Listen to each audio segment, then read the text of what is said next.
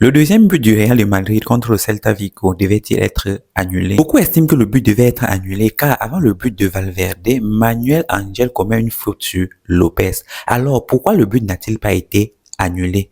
Analysons la situation. Le joueur madrilène effectue un tacle pour essayer de récupérer le ballon. Qu'il ait touché le ballon ou pas, cela nous importe peu car cela n'est pas une immunité. Ce qui est important, c'est de définir si l'intervention du joueur était imprudente, inconsidérée ou alors avec une attitude violente. Et dans cette situation, l'intervention du joueur était imprudente car il dispute le ballon sans précaution ni égard. Donc, son intervention était bel et bien sanctionnable. C'est une faute qui aurait dû être sanctionnée. Alors, pourquoi la VAR n'est-elle pas intervenue? Le règlement nous dit que si sur une action qui mène à un but, il y a une faute, alors le but doit être annulé. Alors, pourquoi dans ce cas, le but n'a-t-il pas été annulé? Si vous regardez bien l'action, vous remarquerez qu'après le contraste entre les deux joueurs, il y a plusieurs passages et un premier tir qui est contré par la défense. Lorsque le premier tir est contré et que Valverde récupère le ballon, c'est une nouvelle action. Donc, la VAR ne peut absolument pas intervenir. Le règlement dit que si sur l'action qui mène à un but, il y a faute, alors la VAR doit intervenir. Mais cela doit être à l'immédiat. Ce qui signifie que si lors du premier tir, il y avait eu but, alors la VAR serait intervenue et le but aurait été annulé.